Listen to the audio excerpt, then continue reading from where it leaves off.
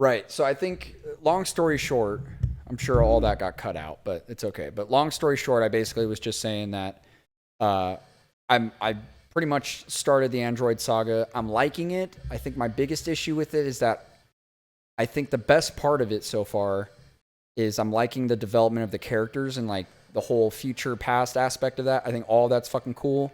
I like Trunks a lot.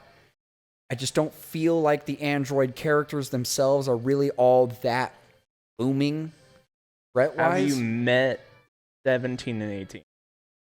No, I just met the first two. Okay, there's more. So as of right now, I'm just like, okay, this is cool. Like I just got past the moment where Goku's basically like, we need to drag them out of the city because there's too many civilians like at risk here. And they're like, you're right, there are too many. And they go, and they just blow up the whole fucking city. I thought that was cool. Ooh. Because Goku's like, what the fuck? And they basically were like, yeah, you're right. There are too many people out here. We just eliminated all of them. Like they killed everyone in the fucking city, which I was like, damn, that's fucking cool. But Frieza felt like they hyped up that final fight so well that by the time you get to the Frieza fight, you're like, this is Thanos versus the Avengers, like, build up.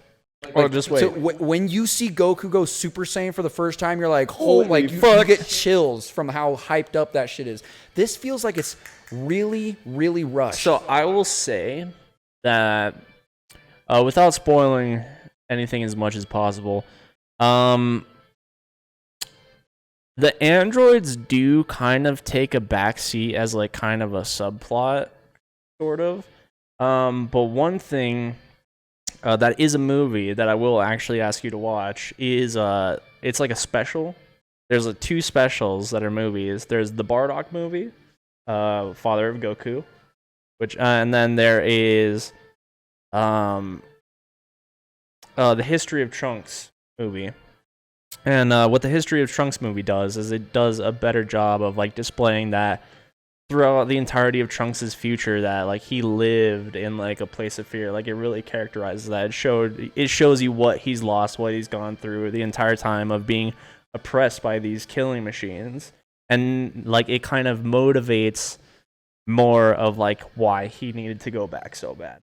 Okay, and like I said, all of those, I'm actually interested in both of those more than I'm actually interested in like the actual android showing up and like I don't know. I feel like they're like they were designed to be so much stronger than all of you because they've been watching you since the tournament from the Dragon Ball series, which I was like, okay, that's kind of cool, but like, so they were an experiment gone wrong. I don't know. It just doesn't feel like it's that looming of a threat. Like Frieza felt like they were like, you think I'm evil kind of thing. Like I worked for this guy. Like, and then they did such a good job in the Saiyan saga. You're like, Vegeta fucked shit up, and you're telling me that guy works for this guy? I will not lie that and he killed his fucking like. You get what I'm saying? Like the whole fucking thing with Frieza, you're like, holy shit, this guy's a fucking like insanely powerful. The like, threat of the androids gets subsided heavily, and that is in large part by the next arc.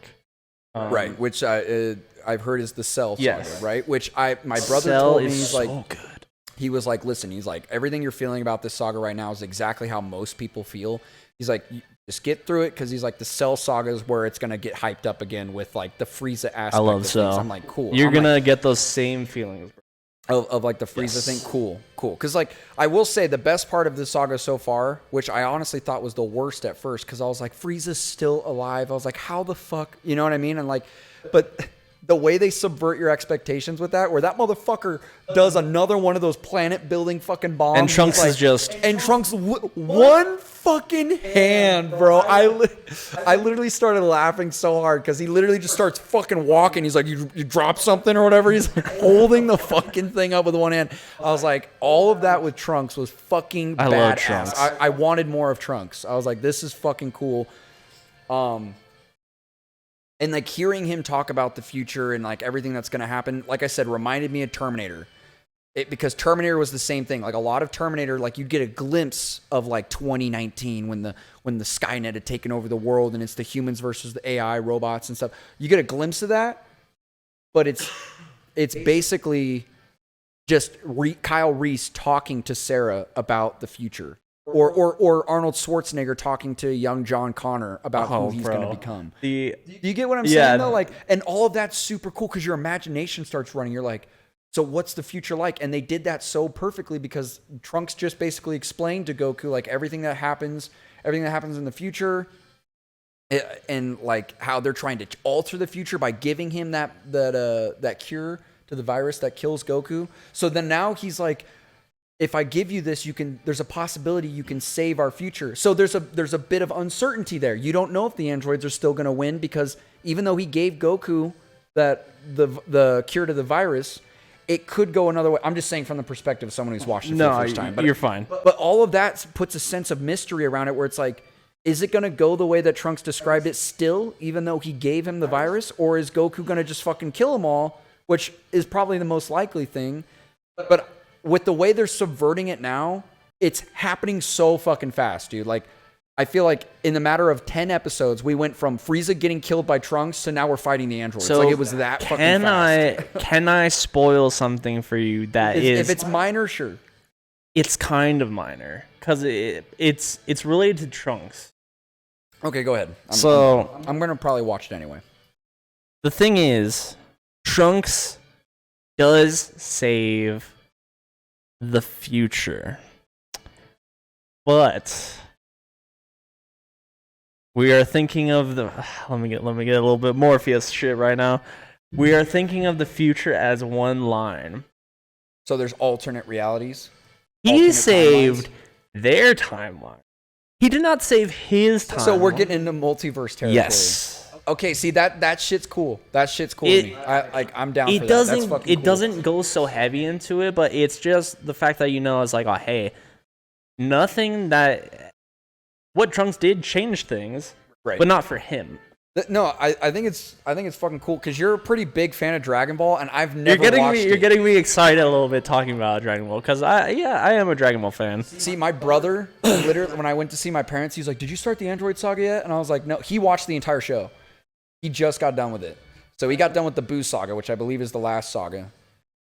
The only thing that's been spoiled for me is the saga's names themselves. So that's not too bad. That's not a huge spoiler. So I don't know what the fuck happens, but he literally would not stop pestering me about it. I was playing Zelda, and he was like, "Dude, do you want to watch Dragon Ball?" And I was like, "All right." I was like, "Let's watch it." I was like, "Let's watch it." And we sat there because I was like, "Yeah, I do." I was like, it's gonna be a long because the Frieza saga was long, dude. Yeah. That was really a lot of buildup. Good payoff, but it was just a lot of buildup and setup. So it's hard. I think I was super shocked. Sorry. No, you're fine. I was super shocked to find out everything happening so fucking fast with the Android Saga. Like, it was so goddamn fast. My brother basically did kind of skip all the bullshit filler because he already knew it. He was like, "This is the episode where they learn how to drive a car. We don't need to watch that." And I was like, "Okay." It's funny, but it's... We watched a little bit of it. I was like, "Okay, what?" I was like, "Is there anything important that happens in this?" He's like, "No." He's like, "If you want to go back and watch it," he's like, "This is what you need to watch." So my brother kind of was like... helping you out a little bit. He's like, "You want to watch this shit."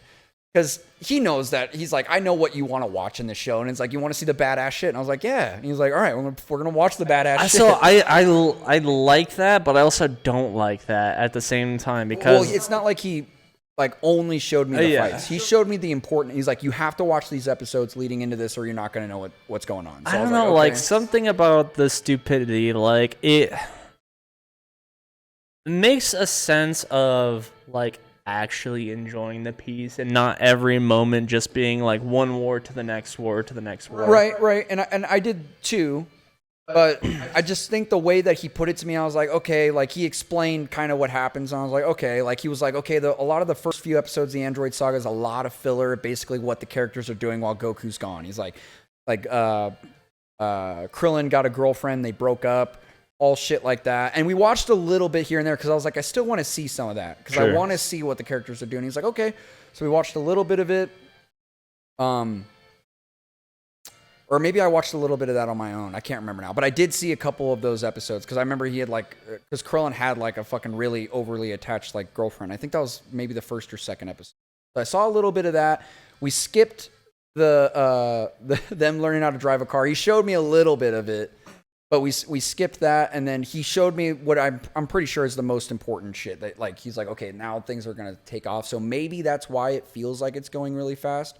But even the Frieza stuff, like the moment that you find out Frieza's still alive, like the moment the characters find out, and then to the moment where he dies. I mean, that's like 2 episodes. Legitimately 2 episodes. And I was like, that was fucking fast, dude. Like Trunks shows up and they're like, who the fuck is this monkey? And then he just shows up, fucking kills them. And I'm like, slices up. Dude, it was badass. He fucking slices up Frieza and then he just fucking Kamehameha just blasts him into really a fucking cool. oblivion, dude. Like, I love that moment. I'm a Trunks fan. He's like one of my favorite characters. But He's badass, it also dude. feels as if it undermines the threat of Frieza. Okay, so for me, what it felt like it did is I'm gonna relate it to Star Wars a bit here. Because I don't know. There's a lot of aspects to the show that remind me a lot of Star Wars. I'm sure they both kind of inspired each other. They came out around the same time. So I think this aspect reminded me a lot of Star Wars. So it's the way I look at the sequel trilogy, when they brought back the Emperor, you kind of have the same feeling of like, then what the fuck was, like, the whole point of the original trilogy was that, like, to see Anakin come back to the light and defeat the Emperor and bring balance to the Force. By bringing the Emperor back in the sequel trilogy, you negate the whole fucking poetic, like, I don't know, like, you just, the whole point you're trying to get across with the original trilogy, the poetic nature of, like, the hero's journey and, like, how we get to point A to point B, it feels like none of that matters when you do that. So, like, when Frieza came back, I was like, What the fuck was the point of it feels like there was, like, the character growth that we got with Goku and everything that we saw with him just felt like none of that fucking mattered because he didn't even kill him. I wouldn't like, even say you get what I mean? I do. I wouldn't exactly even call it character growth. I would say it's more like scale to strength because it's not like Goku changed fundamentally as a character from that. He killed someone as a result of like a necessity, and he has done that before. He has killed other things before. It's not like this was like a first kill or anything like that. It's Right. not like he did it out of like malice or like it was just like, oh hey, like you're threatening my life, like I have to take you out. Sure. I think the character growth that I saw. Also, in welcome back to the podcast, everyone. Sorry, we can cut all this out. No, this is I'm going to tell you right now. I'm going to keep this, but what I'm going to do with it is I'm going to put it as a different segment, a different video. This is going to be Okay. posted as like DualShock Dragon Ball podcast. Or yeah, like Dragon Ball rant or something like that. I'm down. Okay, so I think for Goku's, oh shit, hope that didn't fuck things up.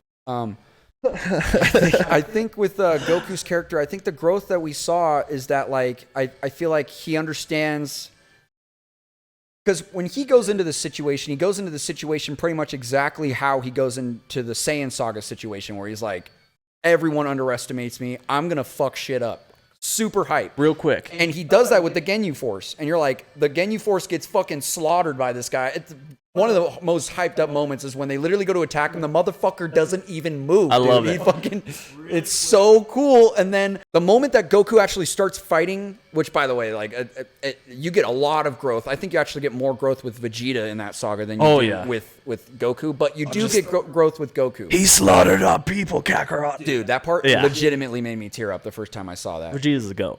Dude, and then, so he's fighting him, and then you realize he's like, okay, that still wasn't enough. Goku building the spirit bomb wasn't enough.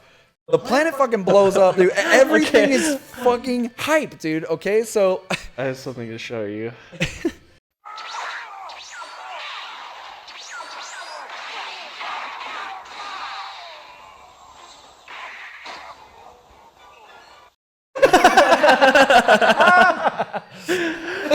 But before you continue, what I wanted to say, like super quickly, it was that go ahead. the reason why the Frieza saga feels so long is because it's paired with the Saiyan saga, much like the Android saga is going to be paired with the Cell saga. They're going to feel longer than they actually are, even though they're segmented. Even though the Saiyan saga is quite short. Right. Anyways, continue. That's all I wanted to say.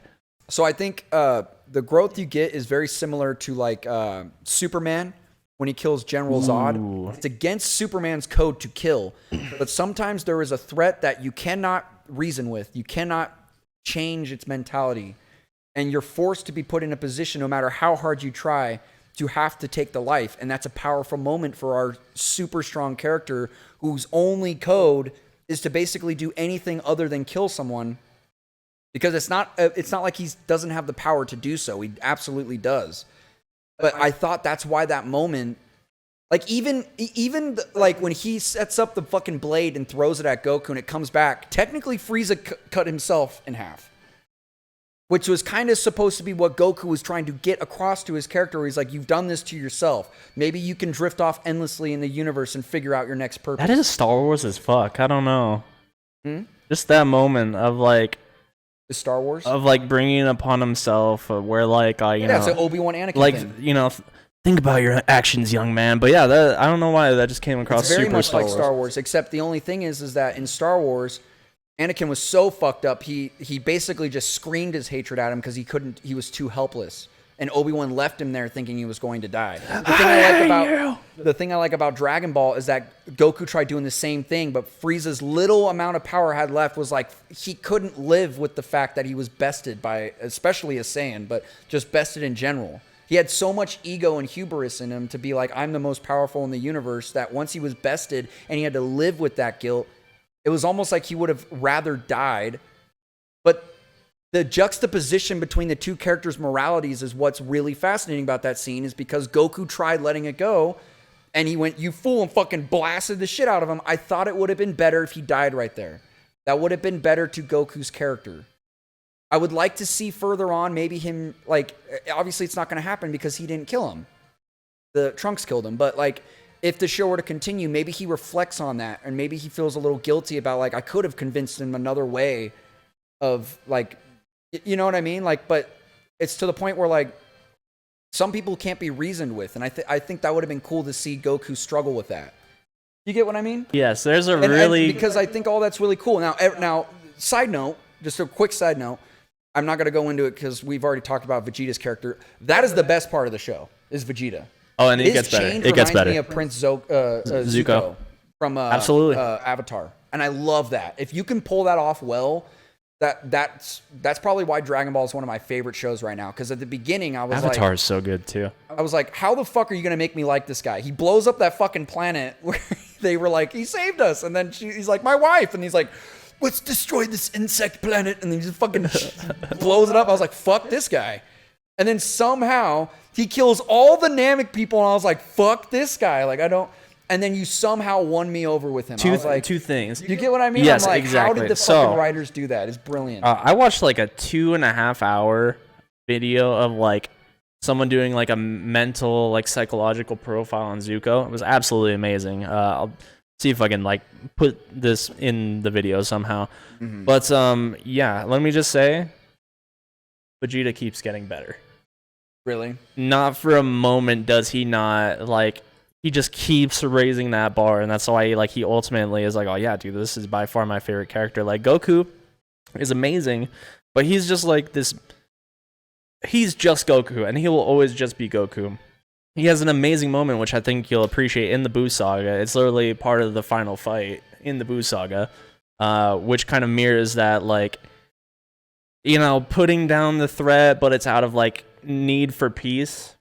Okay. And like just with what Goku says, like I'll tell you what he says is like, you know, he's like, oh, goodbye. Like, I hope you can be reincarnated into someone good in the next life, when he like finishes it. And like that, I feel like you'd appreciate something like that just with what you're saying out of Frieza. I think. Oh my god, Vegeta gets so much better, going dude. forward, we've gotten the overly hyped shit with Goku, and I know that it gets better and better and better. I already know that Goku's going to get stronger. The threats get even larger.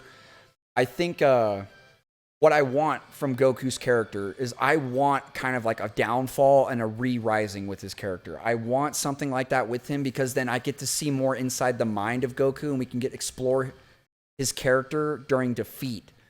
Because we've seen, like, okay, the hypeness of like just how cool he is, and I'm down with that. And if we don't get it, I'm not going to hate the show. I'm just saying I think it would be really cool if we get a moment of like what Vegeta goes through, where it's turmoil, and we see that turnaround where it's like Goku's fails and he has to struggle with coming back. You're not gonna get that until much later. But they do develop his character in that way a little bit. Kinda. Okay. Because I would like to see that with his character, but I love that we're seeing that with Vegeta. I love the conflict that he has inside him because he doesn't know how to like live a peaceful life.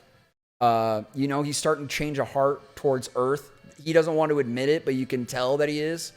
I think the struggle that he has with trying to be better than Goku and like him being like, I was destined to be the Super Saiyan. Vegeta. How the fuck is it that you are? Like, I love that kind of turmoil in his character. If he's already your favorite character now, he is. He is gonna exceed that bar time and time again. Okay, so that's what I'm saying. So if we don't get that with Goku, I am totally okay with getting that with Vegeta. I would just like to see like them bond over something like that, where Goku fails and like Vegeta is the one to lift him up and be like, "No, you're fucking better than what you're putting out." You know what I mean? I would like to see a moment like that. And if there's a moment like that, it might make me fucking cry, dude. Like because when you set up your characters to be so like opposing of each other, I know we're just ranting, but like opposing of each other. I've been meaning to want to talk to you about this. No, you're fine. You're I fine. haven't even fucking started the game, but this is officially a podcast now at this point. Yeah, and like I said, we can cut all this out. I just wanted to bullshit with you about it, but separate episode, baby. I think what I want is like. Goku's always the one to be like, Vegeta's like the one that's going to have the kid, huh? I never would have thought. Like, he's always the happy-go-lucky because of how his growth was as a character. Vegeta's struggling to understand that now the tables have turned for him to where now he has the opportunity to be a better person. Now, what I want... Hold on. I don't want anything spoiled. No, I'm not going to say shit. Don't spoil shit in the comments because I really don't know anything. But what I want with his character...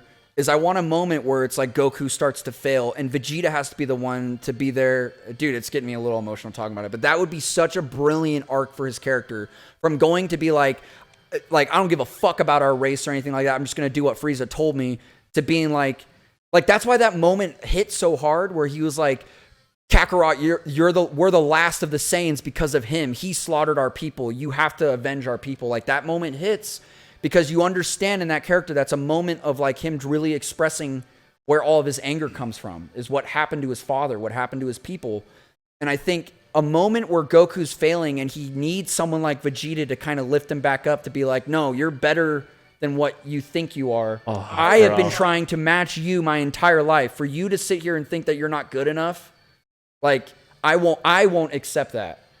If we get a moment like that with Vegeta, I might cry out of hype. Like dead serious, because I want that bond between the characters. You know, this is a very side moment, but throughout the entirety of, well, it doesn't matter because for Dragon Ball, because he doesn't know he's a Saiyan. Right. But throughout Z, the entirety of Z, he doesn't identify as a Saiyan. He's not. He's like, he'll say, "Is like, I'm a Saiyan, but I'm from Earth," or "I'm an Earthling." He'll say something like that. Yeah, it's very similar to Superman. There's a cool moment in much later. Like you'll probably even forget that I said this by the time you actually get around to it. But in the Dragon Ball Super Broly movie, where at the end of it, he's talking with Broly casually, and what does Vegeta always call him? He doesn't call him Goku. He calls him Goku. Kakarot. Yeah, he calls him Goku a handful of times. I think Kakarot is, by the way, I've said this from the beginning. I think Kakarot is a way cooler fucking name. Well, it's also every Saiyan name is a play on like a vegetable or something. So Kakarot is carrot, Vegeta is vegetable, Nappa is a spring onion in Japanese. Did not know that. Raditz is radish. Okay, I didn't know that. It's all. But I think Kakarot. It just sounds fucking sinister and cool, dude. Broly's dad, asparagus, Broly, broccoli. Wow. So when he's talking with Broly, he's never like, I'm Kakarot or anything. He wasn't introducing himself as Goku. But when he's talking with Broly, it's like, Broly, you can call me Goku, that's fine, but call me Kakarot. And it's just like, it's like a really cool moment of like, he doesn't reject the entirety of his Saiyan heritage.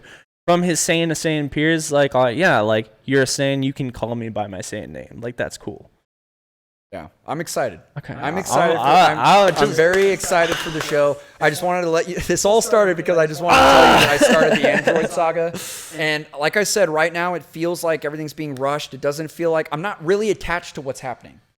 I'm more attached to what's going to happen. That's what I'm saying. Because Trunks sets that up, and I'm like, I want to see You get what I'm saying? I'm like, I want to see that. Just What keep the your fuck are eyes they- on Vegeta because like you're gonna get a moment with Vegeta in the Cell Saga. You're gonna be like, Yeah. damn, Vegeta's the pinnacle of like Yeah. this character. But it's Right. gonna keep on happening. Okay, I'm just saying in general, I'm more interested in what they're talking about than what's actually happening on screen as of right now. I can understand But my that. brother was like, Cell Saga is where it's gonna pop off. Oh, and I yeah. was like, okay, all right. But overall, I'm loving the show. Fucking love the show. Keep watching, It might bro. honestly become my favorite like animated show of all time. It really might be for me. I'm dead serious. I about that. almost separate the idea of Dragon Ball as anime. Like it's and No, that goes for everything like cartoon. I'm saying it might be my favorite cartoon of all. It Really? It, Wow, it that's- might be tied. If anything, it might be tied with Avatar: The Last Airbender. Avatar's so good because it. I love Avatar: The Last Airbender, but this show hits on a more adult level of that show. Not that Avatar didn't touch on themes that were adult.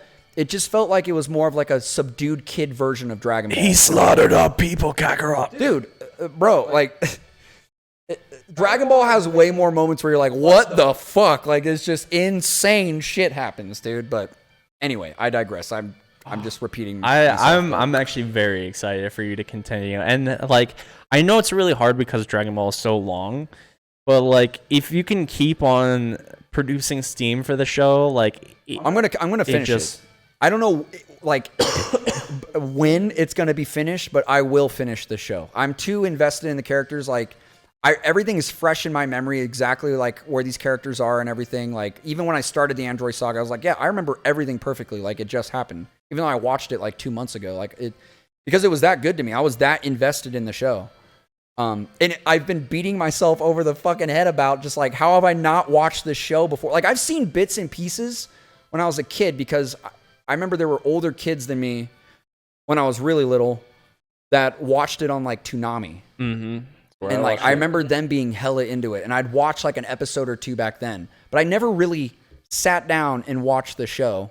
And as the show just kept going, I was like, this is totally up my alley. It's got space, it's got other people from other planets, and they're way stronger and they're aliens coming to fuck shit up. I'm like, this is exactly what I fucking want to watch. As a kid, bro, like one, that being like your limited form of violence that you got your hands on as a child, but also like, yeah, Toonami itself was a vibe. It always come on like later in the day, like I think 7, 8 o'clock, so it was like starting to get dark. Right. And then you'd hear like now back to Toonami. Badass.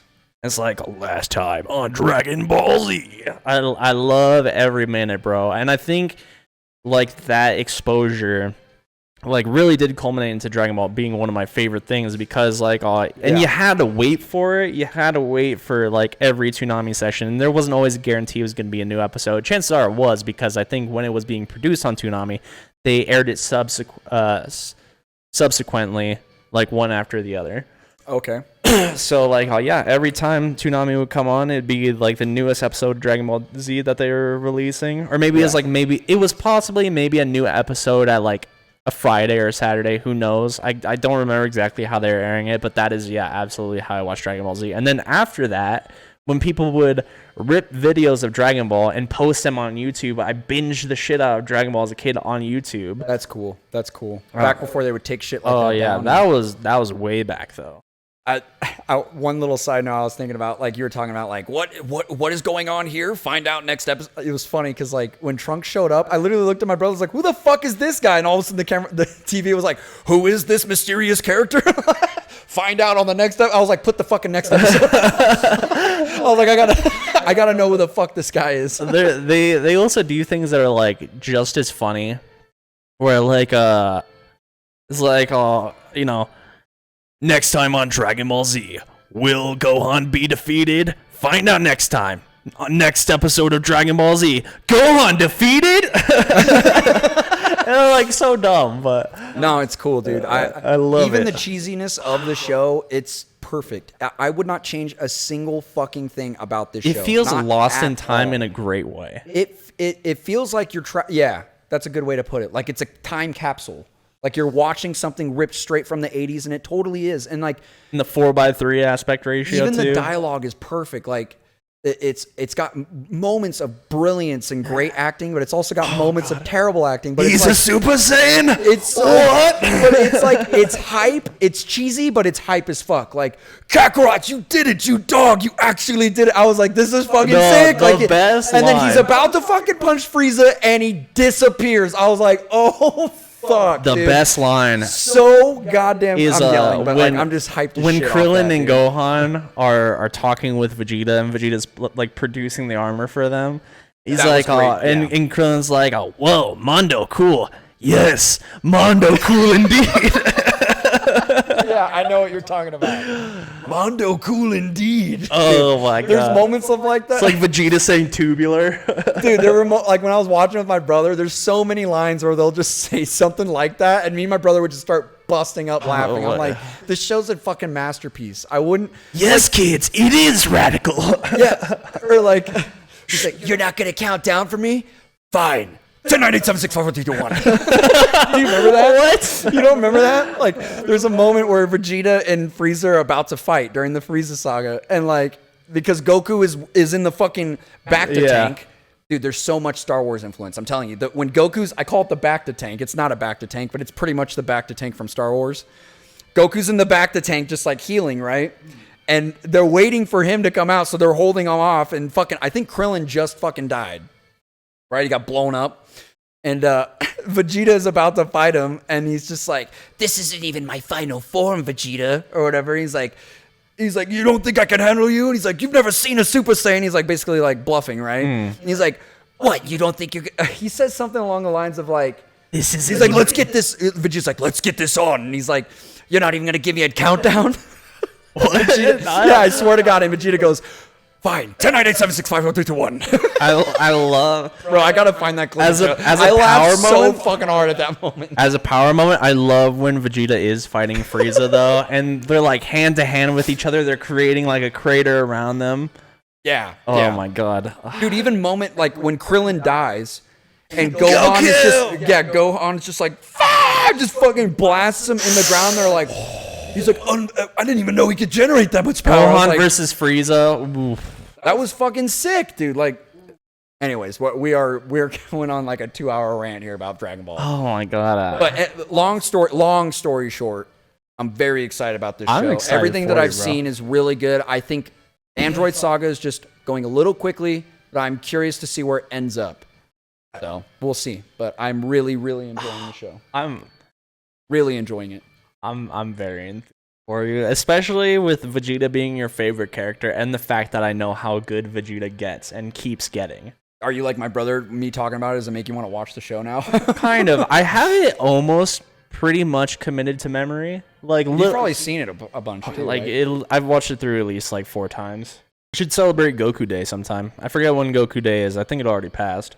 I'm down. But I fucking love the show. I'm a fan. Obviously not as big of a fan as you, but like I'm a pretty big fan. as of the far show. as I like it. enthusiasm, I gotta would- get you like this with Star Wars. As far dude. as enthusiasm, I could say that you're there, Dragon Ball fan wise. It's just that I just know a bunch more and like what's coming for you. But right. as far as like general hype, like you are like in the same caliber as. I gotta get you hyped up like this on Star Wars. I'm down. Like I gotta get you on the Star Wars. I was hype. gonna throw episode 1 on, but I was just like so fucking gone and like so tired. and don't feel rushed to get into it or anything. I would like for you to start it and like really try to dissect it like I'm doing with Dragon Ball because I think there are a lot of layers to Star Wars like we've talked about on stream.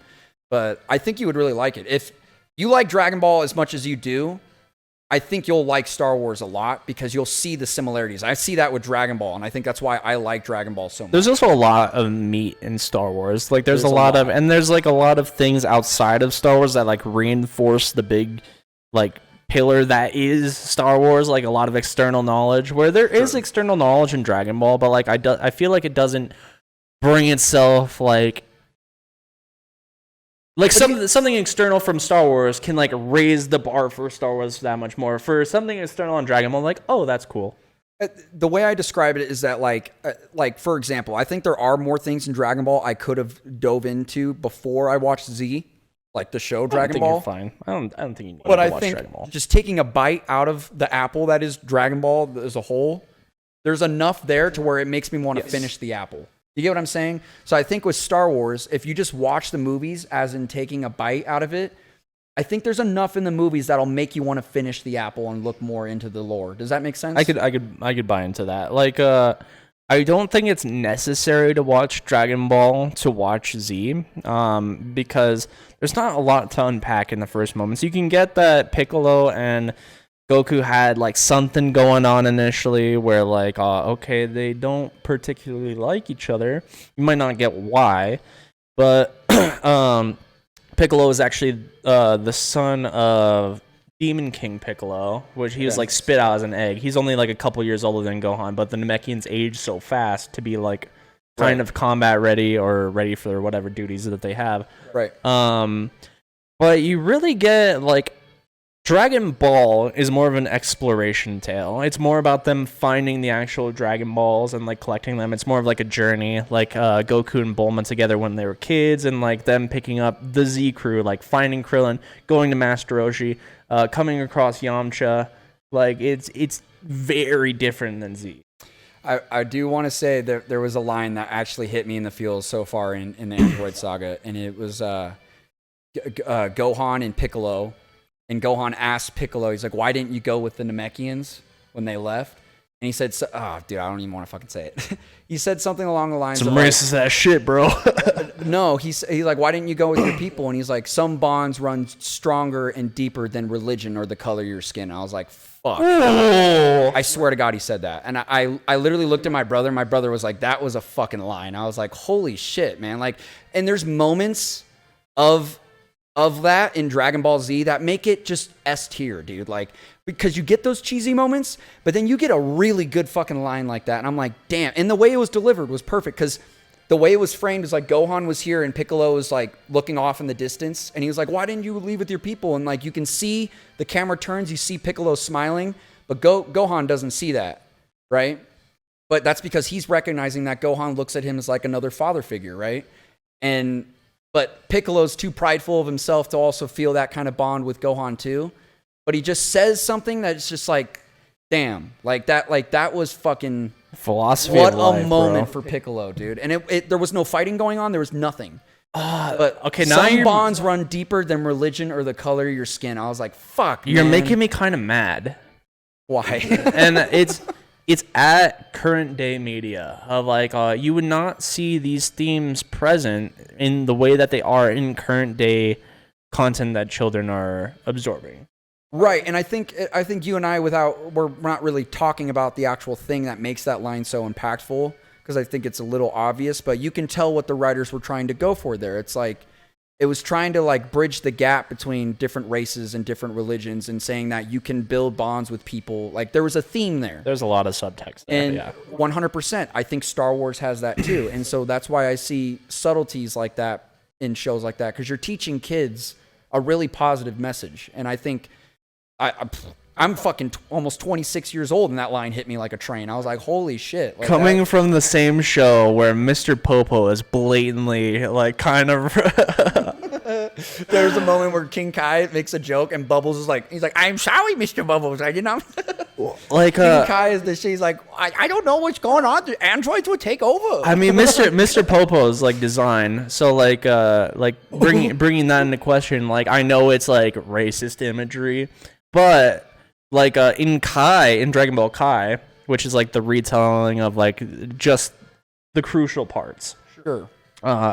They changed Mr. Popo's color to blue, and it looks like they did a really shitty job of it, and it just pissed me off. Like it's partially because as a child I didn't know that there was any kind of like potential racist implications. There have been black people in Dragon Ball before, but truth be told, when I first watched it, I thought it was like the way they made the character. I didn't think that was supposed to be a black person. The way they drew the character and they designed it. Yeah, I just thought it was as supposed a to be like kid an too. Alien. I didn't look at it that way when I watched exactly. it. It wasn't until other people told me I was like, oh, I didn't. Well, it's I because didn't know that. it's Like, because Dragon Ball caught flack for that. The same way that Gotcha. Pokemon did for the Pokemon Jinx. So it wasn't really like their intention to do that? I don't know. I don't think so. There is But, not like he's flying on a fucking floating carpet, guys. Like, like what are we doing here? There's Like, not many representations of like colored people at all in Dragon Ball, and that's because I mean it's probably thought to be that Dragon Ball takes place in Japan or something like that, or Tokyo or right, but whatever. I mean, it's also, you got to remember, it's a time capsule. It's a product of its time. Like, Absolutely. Star Wars didn't have that many black people in it either.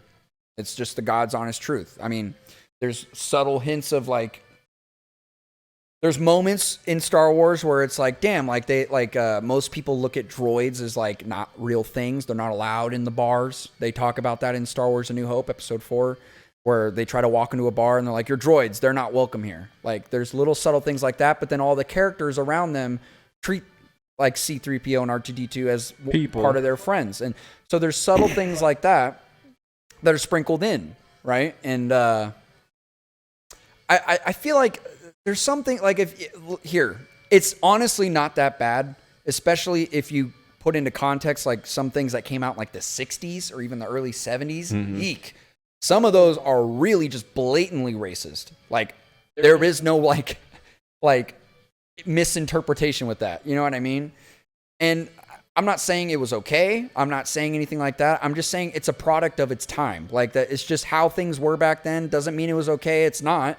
But I mean, to knock the entire thing, especially in Dragon Ball's case, it was so subtle. I mean, I guess you could misinterpret it that way. I'm just saying how I'm interpreting the show. I never took it that way. Well, like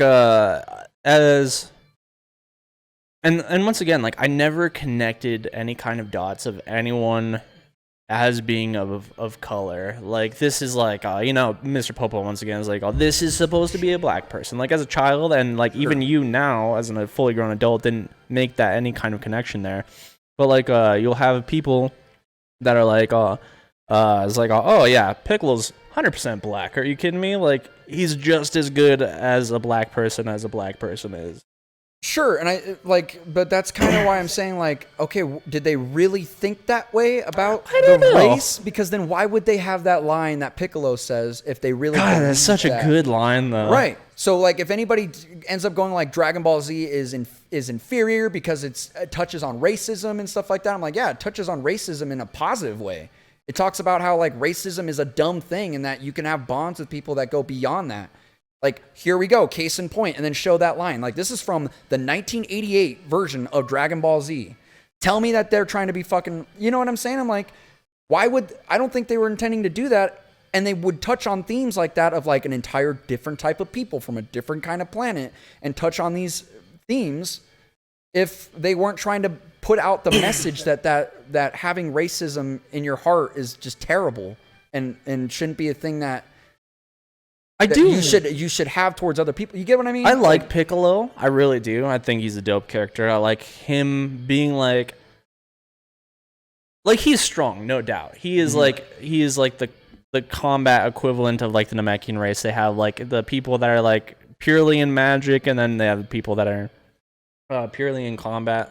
Mm-hmm. But it's cool that they show Piccolo. You want some water too? Help yourself. Right on. It's cool that they show Piccolo in the light of being the intelligent fighter. Like, I think that's so cool. Like, he is absolutely strong. He does get stronger and even stronger. Like, he keeps raising himself. Well, he got stronger when he fused with Nail, right? But it doesn't just stop at pure power. It is like him using his brain muscle in as well as.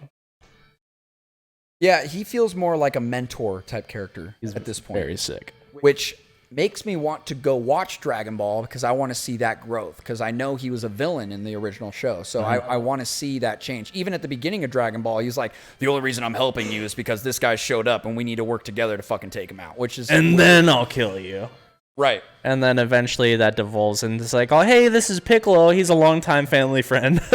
Also, the thing the show does really well is it doesn't sugarcoat shit. Like, you would think that like they would try to like, okay, we can't show like too much violence with the little kid because that's, we don't want to offend anybody. It's like, no, fucking Piccolo's like, you're going to survive in the desert for 3 months.